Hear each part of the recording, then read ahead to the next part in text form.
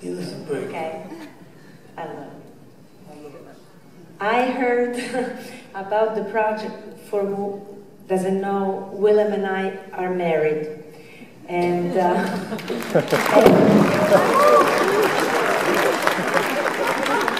that's part of the story, that's why I'm telling you.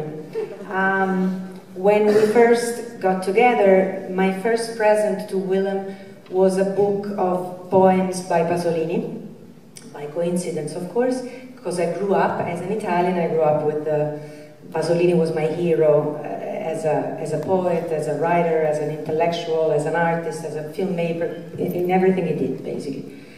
And shortly after getting together with Willem, I met Abel, who I adored as a filmmaker. And a poet. And a... that's my version, but... and a poet. So then... And a painter. Then years later, I heard Abel was thinking about making a movie on Pasolini, and I got really excited. And then when he talked to Willem and he said he wanted Willem to be Pasolini, I was shocked because for the first time I realized that actually Willem to me was identical to Pasolini, and until then I had never thought about it. You never noticed. So that's what I... That you married Pasolini? Married Pasolini. Without knowing. But what is it? I think one fantastic, idea that you had is to concentrate all these, all of these in the last day of Pasolini, and how in the last day we can see exactly how Pasolini was, how how the artist he was, how the human being he was, and all of this during only one day of his life. And it was something that came when you really start thinking on the film, or it was from the start something that you decided. Go, man. Wait, you don't want to talk now? No, I want to talk. I want to wind up in a good one. It's not. I hate it. It's just tough to answer when you answer these questions so many times. It's like, I mean, why? Talk about that you're dealing with a guy whose mind is moving from like a laser through his life, man. And you got to focus on the guy. He's a different guy if we shot the film a week before, and he's a different guy a month before, and 5 years before, and 10 years before. He's a guy who's constantly reinventing his wheel. And for us to land on a place in philosophical, I mean, we could have done it in 1969, the day he came to New York. That's an unbelievable story. The 2 days he spent in New York, he was invited from MoMA for a big dinner, and a big gala. He stayed 10 minutes. Okay, he looked at all those people. 10 minutes later, he's up in Harlem. 1968, this dude is up in Harlem. God knows what he's doing. I got a pretty good idea. Yeah, a little Italian guy, can't speak a word of English. He comes back a day later with 2 guys from Black Panthers. There's a movie right there, But the point at the end, maybe, his death. Only because, what he says is that someone's death puts the rest of their life into perspective. So maybe it was the last day, or maybe it's something me and Willem were working on, Last Day on Earth, that film. So this is the last day on Earth in Rome, Last Day on Earth was a movie we made a couple years before. We all saw it 4 or 5 times. It's on Netflix. No, but anyway, it's a film about the last 24 hours in his life. But and then the nice thing about that form is you can imagine a future, and also you can imagine a past. I mean, it's like he is the product of his whole life up to that point, and then he's murdered. So it's a very clear point in his life, and it was a very clear place to imagine what his state of mind was and how all of his ideas developed to that moment. And also to make a scenario, we could be very guided by factual information that we got from interviews with friends and family. And then we just pulled a lot of things that he actually said. Not that much was, of course there's always some invention, but as far as the actual text, it's almost a lot of it. Well, a lot of it is things that actually he said in interviews, or people told us he said, or we were really guided by facts. Sounds good to me, man. I'm not interested. So, who's got the most? Who's got a question they have to ask? No question. Okay, great. I'll see you tomorrow. You got one. One? Okay, good. Don't make it too hard. Be very short. Thank you for the movie. It's absolutely beautiful. I would like to Oh, ask... really? Who's saying that? I'm sorry? Just say it again. I didn't hear you. It's gorgeous. Oh, thank you. I was going to ask, why did you decide to show the parents, the mother's pain? Why did we show the mother's pain? Yes. I mean, it was the death of her son, man. I mean, that was the bottom line. I mean, you could call him a poet. You could be the biggest superstar in the world. I mean, he's still the, you know... He's the son. He's the, you know, he has a mother, man. And she It's lost amazing. her, she It's lost amazing. her own, It's you beautiful know. scene. You know, she lost her other son too, you know, and for her, you know, you think about the life she knew his life, she knew what he was doing, you know. Yeah, it's beautiful. It's a wonderful actress. Her is off the hook. You know, the funny thing was, when Willem got all decked out, and then he, you know, when he really turned, you know, when he really turned it on, and you know, right as we're going to shoot it, and you know, I would think to myself, man, what if somebody was playing my father, and like I walked into a set, and there was my living room the way it was when I was a child, and someone is looking exactly like my father. What, you know, I would be, forget it.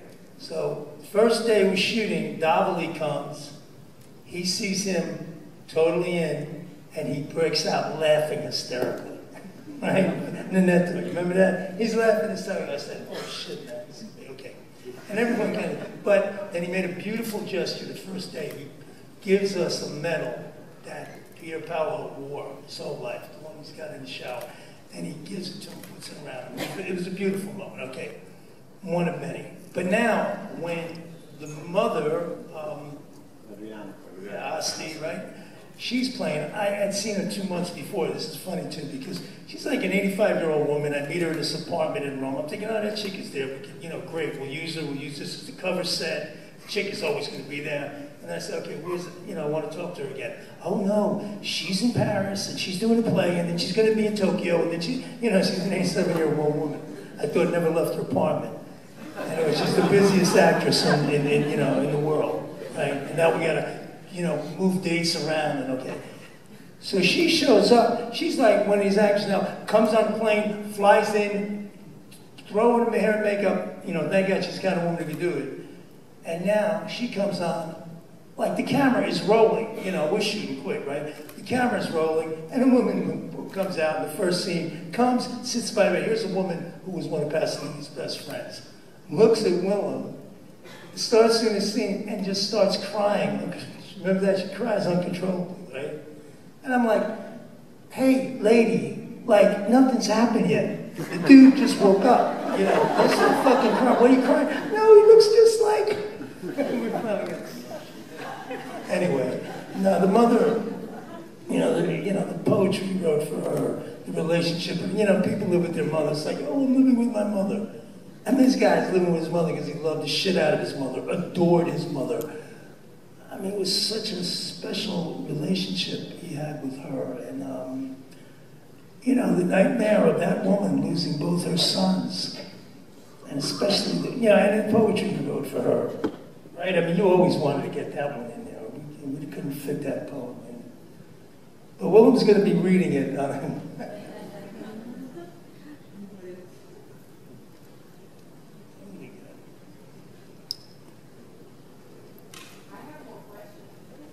Go on. No, question? Yes, clear.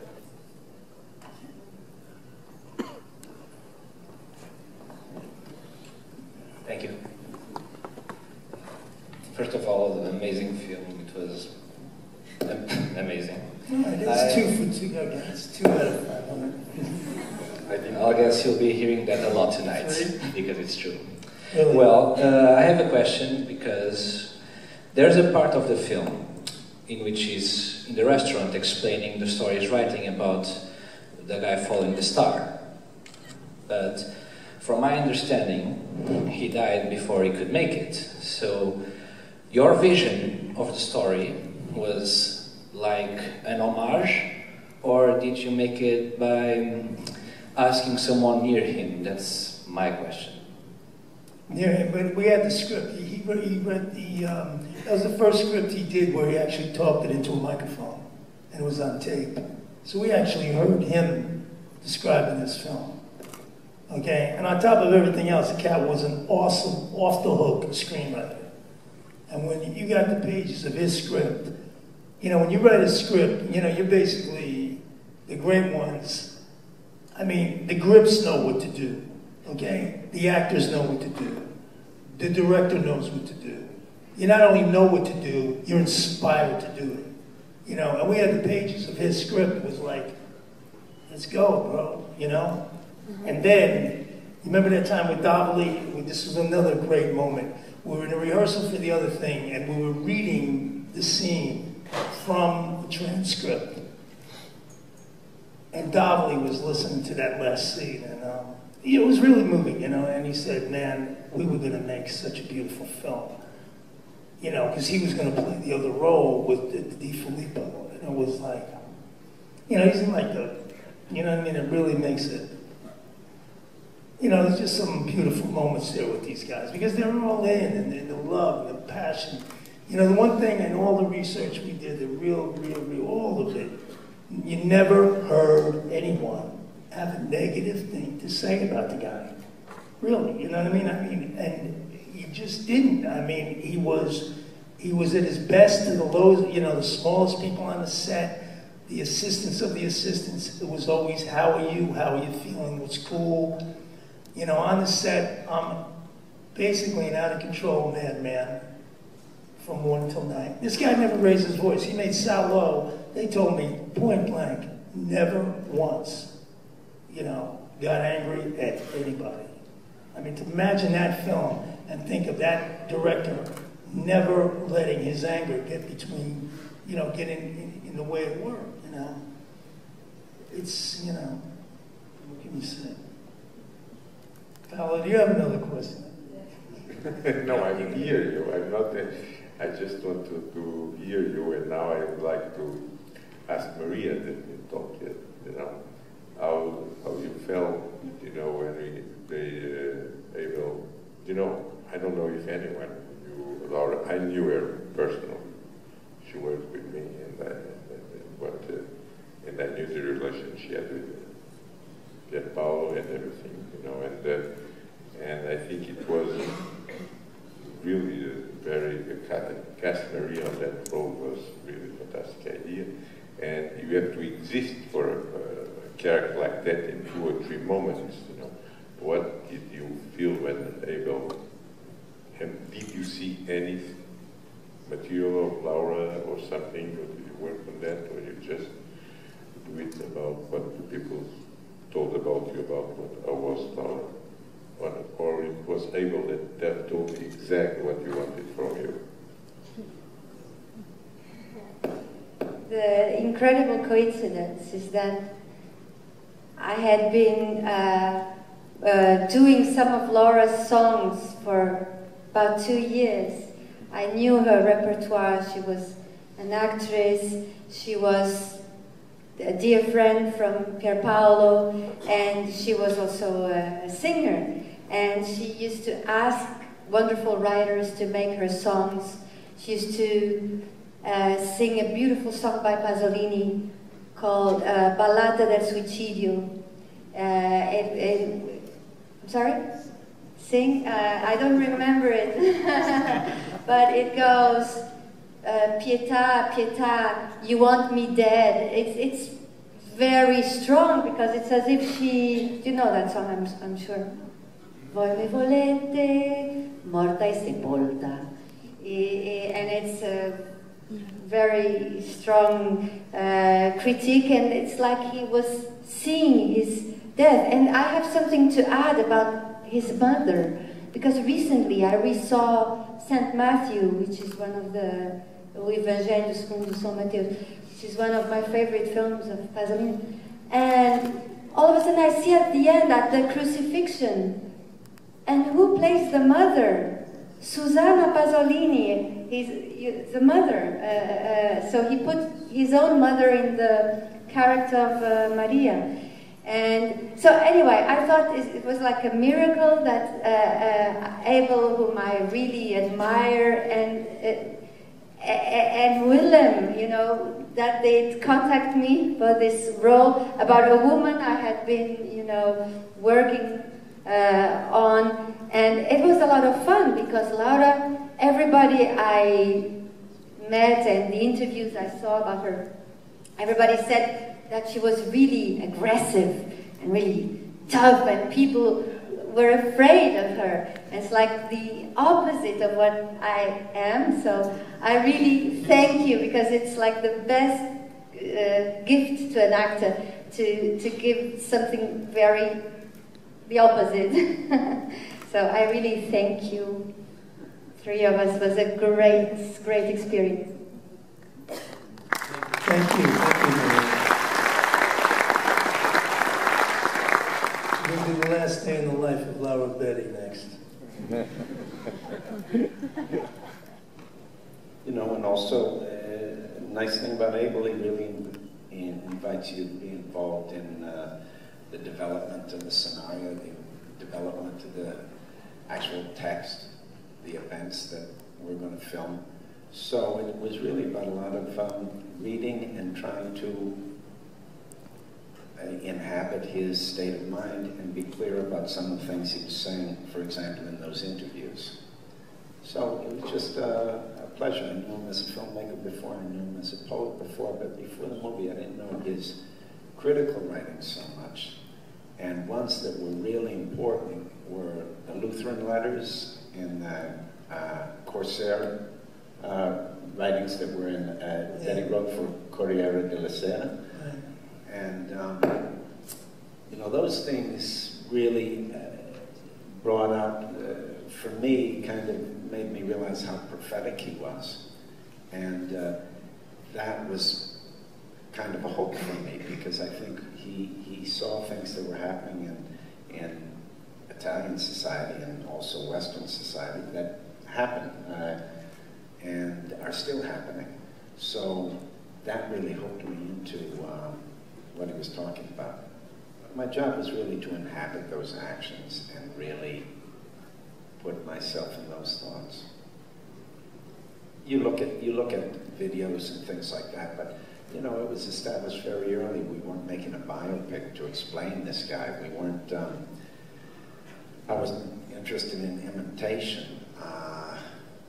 So it was really about just getting a sense of his, imagine what his state of mind was.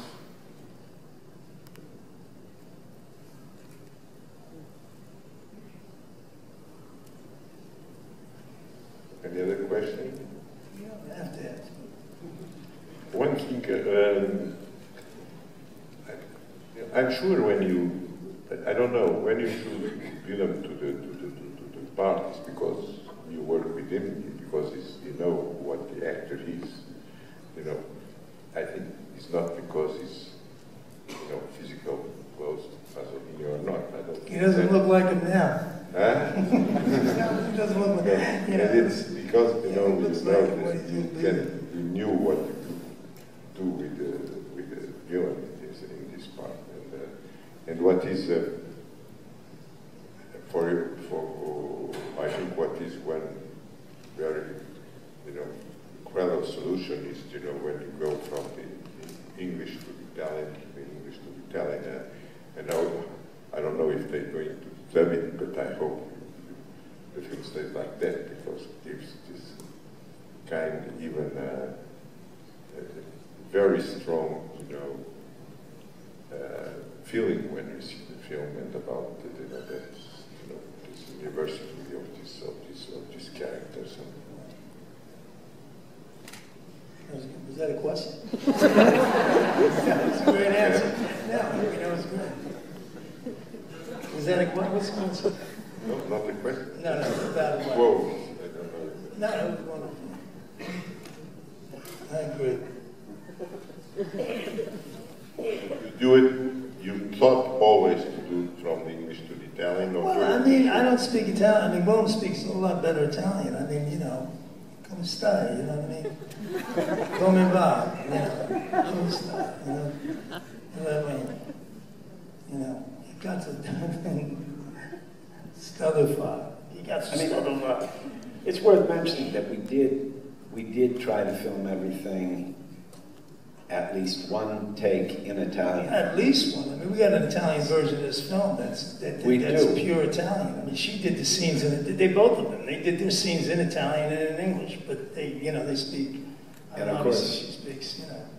I'm not as comfortable performing in Italian, clearly, but it was out there, and it was out there to play with. And then there were practical considerations, like with the kid playing Pelosi. I can barely understand his Italian, much less, English. English was you were able to knock it around with him. I mean, it was great. Him with the kid just driving around. I mean, that kid, we just pulled him off the street. He had no idea. So there was no way he couldn't even. We didn't film at all in English. That's it. That kid didn't speak Italian. I mean, there's no option there. I mean, it's him and I are American film, we're filmmakers from America, man. I mean, I'm not going to approach this in that way. And these ideas for him and I, for, us to connect, these ideas he's talking to with, in those two interviews, the French interview and the Colombo interview, these are ideas that are going to be, we're Americans, man. We speak English. I barely speak English, okay? So I'm trying to find the lock in that. Okay, now when he spins and he's going to meet that kid, what am I going to do? Have to bring some kid from? I mean, where would that kid come from? That kid only exists in Rome, in the fucking ghetto in Rome. And the way he talks, the way he acts, and he's copping Pelosi. And, for me, the music of that is working for me there. And Willem think I could speak the Italian enough to get a role in there. But when I see this movie, I'm looking at it, man, I don't see 75, I don't see Pasolini, I don't see anybody. I see a guy who's a director, he's an artist, he's something, he's living in a surreal world. Willem lives in this world. In his house, they speak Italian. If Giada's mother's there, they speak Italian. People come, he speaks English. It goes one to another. In New York, in Rome. If this was New York, I see, okay, everything's cool. Willem is doing his thing. Or whoever, this guy, it seems to be like a Willem or me or someone, who's a creative person in this period, and now it's nighttime comes and it could be, Penn Station, okay? Or it could be Lower East Side, or it could be Brooklyn. And he's picking up a Dominican kid, and it's like, he's going to talk Spanish to that kid. And he can talk that kind of language to that kid, because that kid isn't asking questions the French guy was asking or Colombo was going to ask him. And he's going to relate to him. And, I'm not going to try to put that into English or put the other stuff into Italian. I mean, this film is our way of getting to not just Pasolini, but to the event. And we're going to use every tool in the kit. And he's got Italian in his pocket, we'll use it. And he's got English, we use it. These girls can speak both languages, they're doing it. Anything to get to it. And then in the editing room, it's like what piece of music sounds the best of my ear, who's going to play for it. So I'm not going to ask myself what language this film is. I mean, it's just not that important. Does that answer the question? Yeah. D minus in here?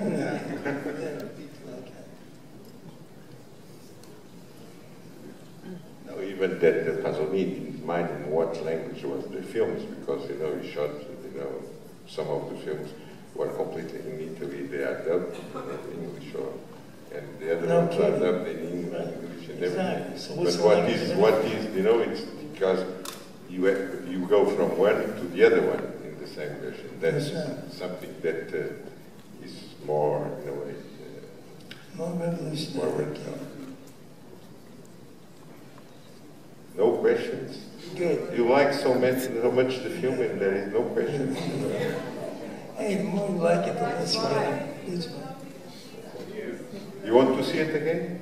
Come tomorrow. Tomorrow in Lisbon. Come tomorrow. I have a few tickets in my pocket. 120 euros to run it.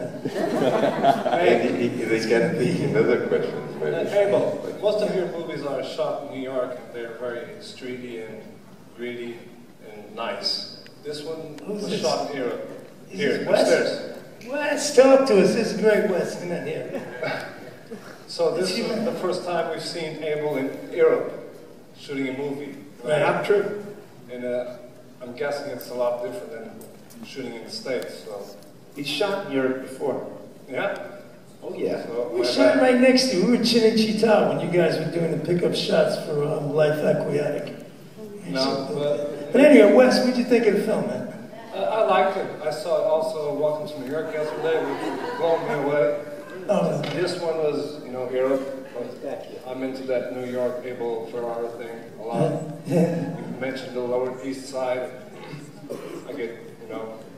you get goosebumps. Yeah, that kind of thing.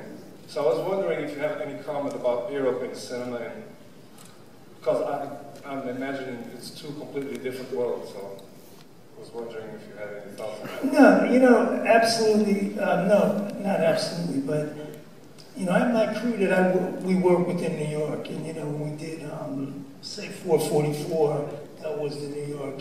When I mean the crew, I'm talking basically the editor, the DP, and the writer, you know, the basic core creative group.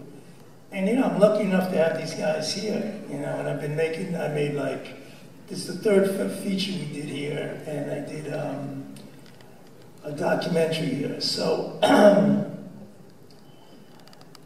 you know, it's like in New York with the guys and in here, you know, these are people that get the tradition, you know, they get it. And that tradition is his work, it's Pasolini's work. You know, the film they showed last night is part of it, man. Is you know, the Golden Napoli, your Napoli. It's those guys created an industry post-war, you know, and Pasolini was part of it, started as a writer, was an apprentice writer to these guys. Fellini, you know, obviously De Sica and Rossellini, and was starting, these guys were apprentices, then they came, and they were the guys. And Pasolini's assistant was Bernardo Bertolucci. And this incredible tradition of people who lived in Rome, worked in Rome, you know, built, and it built like this, man, and it built like that. You know, a tradition. Well, you know, I saw Fort Apache by John Ford just in Vienna, you know. It was the same thing. It's a tradition of a kind of cinema, like the bar is here, man. You know, when you said, when I first saw Pasolini, Decameron, I mean, it was like getting hit by a fucking hand grenade as a kid. It was like getting hit by, you know, as a young student filmmaker. It was like, holy shit, there it is. Okay, the bar ain't there, dog. The bar's there. That's what the fucking bar is. And you better, you know, you better rise to it. And everybody better get it, you know, everyone. You know, it's funny when they asked you yesterday, oh, it took 30 times to write the letter R. Well, if she would have got it straight the first time, she would have done 29 more. You know, and if she came from that tradition. And it's a tradition of it, you know, it's like a tradition of excellence. It's a tradition, these films count, they mean something. These movies mean something, because we watch it, and we care, you know. And this guy cares, and that's one thing I'm going to say about being here. You know, everyone cares about it.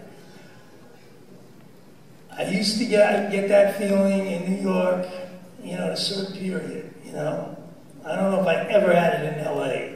I worked in LA, and I, you know, okay, maybe it's just not me, maybe it's just me, but when I'm in Italy and I'm in Rome, I get it.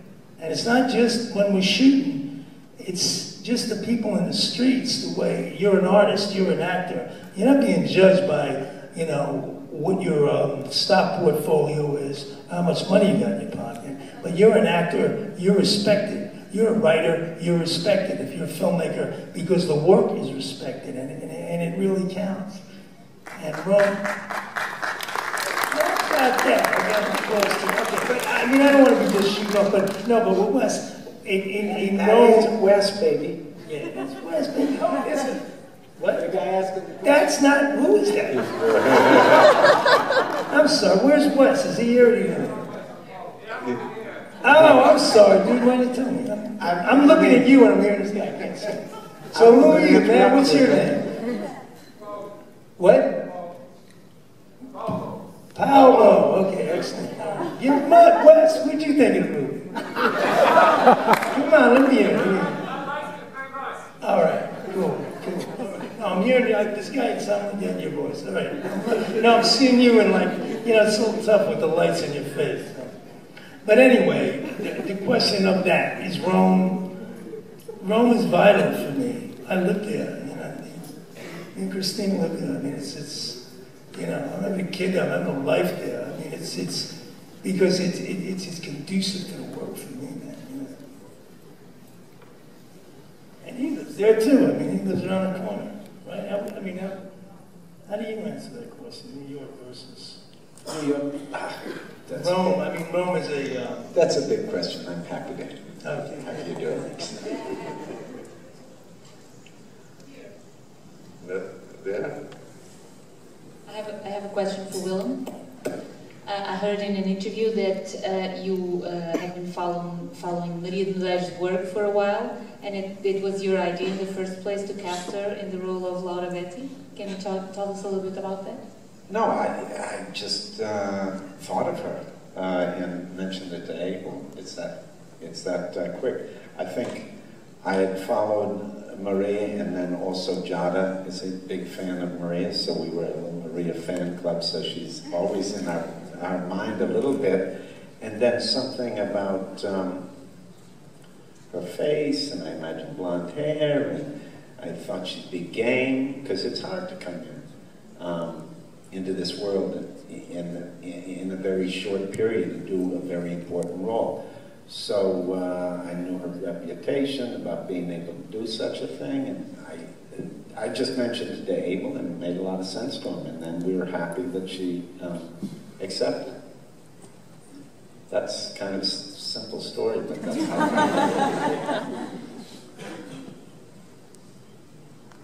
In Jada, how did you came? Directly? First was immediately or from the start? Abel said right away that he wanted me to participate somehow, and in the very beginning I didn't know, or he didn't know in which role, but it was pretty natural after, you know, a little while, because it was the only role that I could play, and I was very happy to play that role, because the character I played, Graziella Chiarcossi, is Pasolini's cousin, and she used to live with Pasolini and Pasolini's mother in the last few years of his life, and she is now 72 or something, so she's around, she still lives in Rome, and she helped a lot, right? Forget it. We wore this chick out, man. Right. And, you know, I wanted her to sit right next to me. She was great. No, she was fantastic. The support of the whole group, but especially her, because she controls the work, she controls all the books, all the writing, everything. It's been impossible. You know, I didn't really get the point. She was a university student. This is like a very culturally intelligent woman who was like with him writing. I mean, it's a relationship we try to show. So they were, you know, but they're Italians, man. You got to get there, knocking around with them, and they got to eyeball you, and say, "Everybody got to be in a room, drinking a coffee," and then she got it, you know. She got the vibe, you know. We were there to honor the guy, you know, and at that point it was to get the work, to get the physical, like, you know, the physical objects. I mean, and then the relationship between her and Pierpaolo, you know, it was a blood relationship. I mean, it was something that I see, you know, you're seeing it right in front of you with Giada and Willem in certain ways. So, you know, I mean, it's really important for me to have the people out there that I know, that I feel, that I sense those relationships beyond the movie, outside the movie, you know.